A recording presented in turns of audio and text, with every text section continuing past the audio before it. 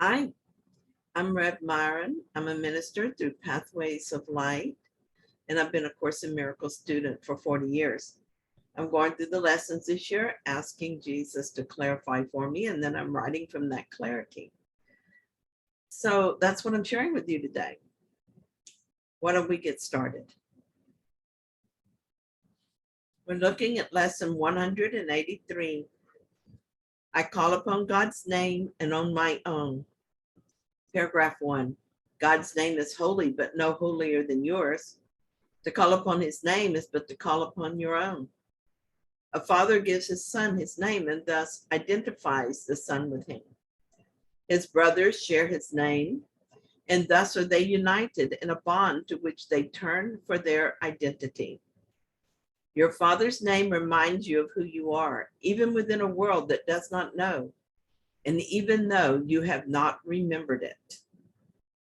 Everything that we see as a form in this world, every thought that comes from the split mind, every desire that is not of God is an idol we made to take God's place. Today, we are encouraged to turn our backs on all of that. We are told to call on the name of God instead. We're also reminded that it is our name as well. Jesus has been telling us for a few lessons now that we are in God and part of God, and that we are God the Son. Jesus wants us to realize that the Son is like the Father, and as the Father is God, so are we. God shared his name with us in our creation. He shared all of himself. This paragraph reminds us that we are not separate from God. He created us and holds us as part of himself. His name is our name. We are what he is, all of us. If I could think of anyone I cannot love, I have thrown away the awareness of God and of self within God. This is why I cannot hold a grievance against anyone.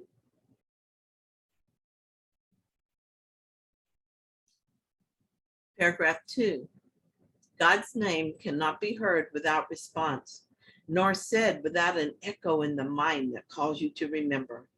Say his name, and you invite the angels to surround the ground on which you stand and sing to you as they spread out their wings to keep you safe and shelter you from every worldly thought that would intrude upon your holiness. I've always loved this paragraph.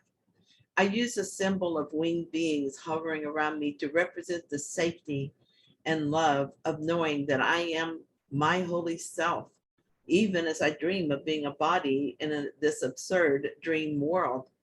These angels represent for me the love of God and the eternal beingness of self that is forever as it was created, forever holy and unaffected by strange thoughts of suffering. On those occasions when I fall into an ego story and fear enters my mind, I call on God's name and I call on the angels to surround me and keep me safe from the dark thoughts in my mind. It is my way of saying that I stand by my decision to release the ego thought system from my mind and that I need help in doing so. If my mind is protected from the ego's discouraging and untrue thoughts, my life will remain peaceful and happy. Paragraph 3. Repeat God's name and all the world responds by laying down illusions. Every dream the world holds dear has suddenly gone by, and where it seemed to stand, you find a star, a miracle of grace. The sick arise, healed of their sickly thoughts. The blind can see, the deaf can hear. The sorrowful cast off their mourning, and the tears of pain are dried as happy laughter comes to bless the world. The world is in our mind, and so as we instruct the mind to turn to our Creator for truth, we let go of all idols of suffering. This is how to bless the world and allow it to become the real world that precedes the disappearance of the world. As I accept my true nature, I let everything that is not truth go. I let go of the idea of the body as me, the personality as me. As I do this, I let go of frailty, weakness, suffering, pain, and death. I let go of the need to be right, to win, to come out on top. I let go of the belief in aloneness, of secret thoughts, of belief in guilt and fear. And all that is left is myself and all its glory, absolute peace and bliss. When I finally see myself as I am, I look out on a world that reflects only what I am. I see my brother in the same way I see myself. Nothing else would be possible. Everything I see is a reflection of a process in my mind. See lesson 325 to learn more about that. So if I only have holiness in my mind, I can see only holiness. My eyes will still see a world of form, but my mind will see only love. Or to put it another way, no matter what my eyes see, my perception is true. And so I see only a reflection of God in each living thing I look on. 4, repeat the name of God, and the little names have lost their meaning. No temptation but becomes a nameless and unwanted thing before God's name. Repeat his name and see how easily you will forget the names of all the gods you valued. They have lost the name of God you gave them. They become anonymous and valueless to you, although before you let the name of God replace their little names, you stood before them worshipfully, naming them as gods. I'm being reminded that as I replace the little gods I made with the God that exists, I realize how valueless they are. The special relationships, social status, money, beauty, and all the other idols fade into meaninglessness as I choose to remember my Creator and myself. I do this through forgiveness of all that I made, of all that I have believed. 5, repeat the name of God and call upon yourself whose name is his. Repeat his name, and all the tiny, nameless things on earth slip into right perspective. Those who call upon the name of God cannot mistake the nameless for the name, nor sin for grace, nor bodies for the Holy Son of God. And should you join a brother as you sit with him in silence and repeat God's name along with him within your quiet mind, you have established there an altar which reaches to God himself and to his Son. Jesus is not saying that God will destroy the ego. He is saying that we will learn to see it as it is and so no longer worship at its altar. We will then use the mind for a holy purpose rather than for the ego's purpose. I think that in the beginning of my practice, I misunderstood what I was to do with the ego. I thought I was to kill it, to obliterate it. But now I understand I am to simply allow the Holy Spirit to reinterpret it. This is far more reasonable and more closely aligned with the truth. I still say I'm going to undo the ego, but what I mean by that is I'm going to undo my belief in the ego. In calling on the name of God, I'm choosing the right mind, choosing my holy mind rather than the ego as my advisor and interpreter. Instead, as I travel this world, I abandon the ego and turn to the voice for God to understand and decide. And as always, I reach for my brother's hand, and together we call on the name of God, because it is in doing this together that we return to our home in God. 6, practice with this today. Repeat God's name slowly and still again. Become oblivious to every name but his. Hear nothing else. Let all your thoughts become anchored on this. No other word we use except at the beginning when we say today's idea but once.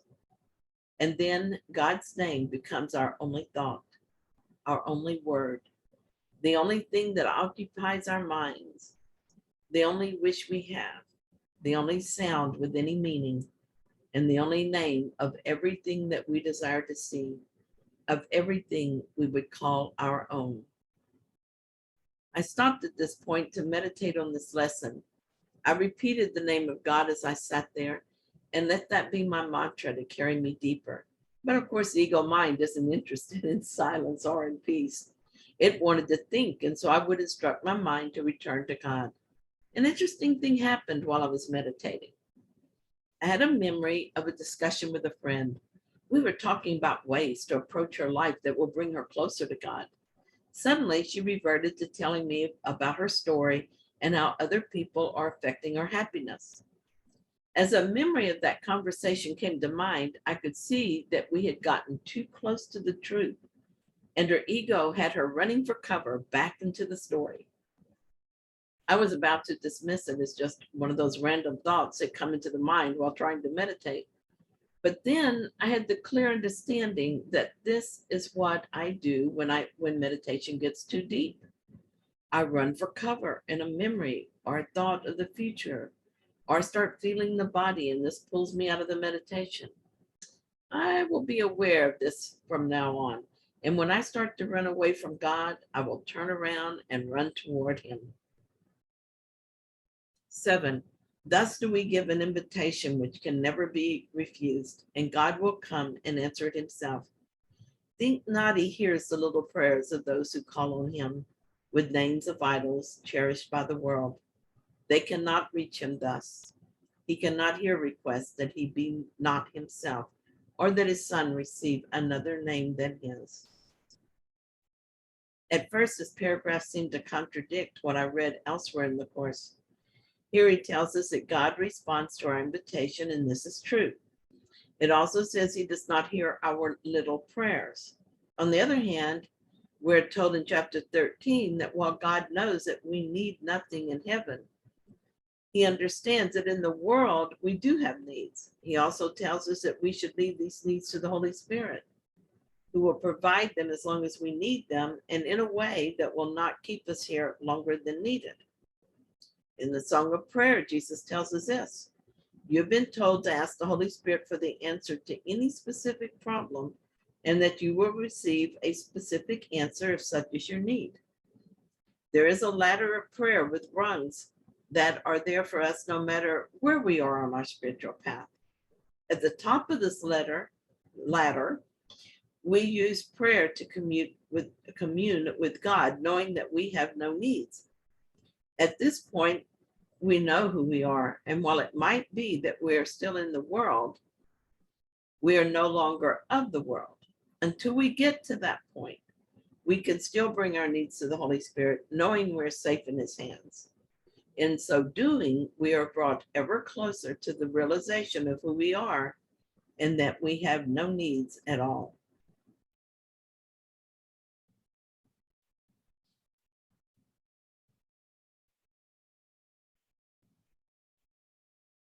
In the Song of Prayer, Jesus tells us this: you have been told to ask the Holy Spirit for the answer to any specific problem, and that you will receive a specific answer if such is your need. There's a ladder of prayer with rungs that are there for us no matter where we are on our spiritual path. At the top of this ladder, we use prayer to commune with God, knowing that we have no needs. At this point, we know who we are, and while it might be that we are still in the world, we are no longer of the world. Until we get to that point, we can still bring our needs to the Holy Spirit, knowing we are safe in His hands. In so doing, we're brought ever closer to the realization of who we are and that we have no needs at all. Another way that Jesus describes this is to say this in the Song of Prayer: you cannot be asked to accept answers which are beyond the level of need that you can recognize. Therefore, it is not the form of the question that matters, nor how it is asked. The form of the answer, if given by God, will suit your need as you see it. This is merely an echo of the reply of His voice. The real sound is always a song of thanksgiving and of love. So we can see how there is no conflict. Whatever we ask, the answer is God's love. But within that love are all little needs met. Okay, so 8. Repeat God's name, and you acknowledge Him as sole creator of reality. And you acknowledge also that His Son is part of Him, creating in His name. Sit silently and let His name become the all-encompassing idea that holds your mind completely. Let all thoughts be still except this one. And to all other thoughts, respond with this, and see God's name replace 1,000 little names You gave your thoughts, not realizing that there is one name for all there is and all that there will be. So in this practice of calling on God all through the day and spending as much time as we can with him in the morning and at night, that lifts us up the ladder. And as we do these practices, we begin to remember who we are. And it becomes easy to let go of all thoughts except the one thought. 9, today you can achieve a state in which you will experience the gift of grace. You can escape all bondage of the world and give the world the same release you found. You can remember that what the world forgot, you can remember what the world forgot and offer it your own remembering. You can accept today the part you play in its salvation and your own as well. And both can be accomplished perfectly. 10, turn to the name of God for your release. It is given you. No prayer but this is necessary, for it holds them all within it. Words are insignificant and all requests unneeded when God's Son calls on his Father's name. His Father's thoughts become his own. He makes his claim to all his Father gave, is still giving, and will forever give. He calls on him to let all things he thought he made be nameless now, and in their place the holy name of God becomes his judgment of their worthlessness. So the only prayer we really need is for our release from the world by calling on the name of God. As we accept the answer, we remember that our name is the same as God's name. And what else could we ask for? This is the solution to all problems, the answer to all needs. 11, all little things are silent, little sounds are soundless now. The little things of earth have disappeared. The universe consists of nothing but the Son of God who calls upon his Father, and his Father's voice gives answer in his Father's holy name. In this eternal, still relationship in which communication far transcends all words, and yet exceeds in depth and height whatever words could possibly convey, is peace eternal. In our Father's name, we would experience this peace today, and in his name, it shall be given us. The peace of God is everything I want today. I accept it. In my Father's name, I would experience this peace today, and in his name, it shall be given me. I wanted to share with you something I wrote in the past. It's about letting go of all these little gods. As I sat calling on the name of God, I noticed all my little gods crowding in, demanding my obeisance. The god doctor in medicine kept offering solutions to a physical problem. The god money promised to solve a plethora of problems, while at the same time threatening to remove those solutions if I failed to worship it and work for it and sacrifice my life for it. Even the god awakening offered me freedom from my own decisions, and thus became something in my mind impossible, and so impossible to achieve. When I asked about that, I was given these thoughts from Jesus. He said, how could awakening from the dream be itself and yet promise you salvation for your own choice to be in the dream? From your own, let me read that again. How could awakening from the dream be itself and yet promise you salvation from your own choice to be in the dream? Surely it is the opposite of salvation to say that you have reason to be afraid and no ability to simply choose for yourself to be saved. Awakening must come from love of God, not fear of the world. The cruel god time showed up to warn me it was passing. I had things to do, and there was a limit on its gift to me. Time is a stingy god, and one that will inevitably withdraw from me completely. How I have worshipped it and trembled at its powers. Perhaps the scariest god I made is self, because it says my allegiance to it cannot be undone, that to withdraw from self is suicide. It claims that it is what I am, and to turn from it would destroy me. It says itself can work out every problem, and it offers me a myriad of choices and just as many distractions from the failure to find a solution. And of course, there is a solution to end all solutions, the final solution, death. All these gods I made to replace the only God there is. What poor substitutes they are. I gave what little time I could wrestle from my gods to my Father. I turned from each one as it appeared in my mind and gave my love to the God of creation. I was reminded that thoughts leave not their source, and so these false gods I made are still in my mind and under my control. Because they're not of creation, I can unmake them simply through a refusal to worship them. I can turn away from them, and they will die a quiet death from disinterest. This was the thought I was given this morning when I asked how to be finally rid of these false God of thoughts and how to know my God and claim my name again. I was told, yes, let go of the idea of wrestling with them and slaying them. This just endows them with a false sense of reality and makes it seem impossible to become free of them. Instead, simply turn away. Turn from the dark gods you made to the light that is God. Turn from anxiety to peace, from fear to love, from guilt to innocence. It requires no struggle, just a simple, quiet decision made many times until it is the only decision you would make.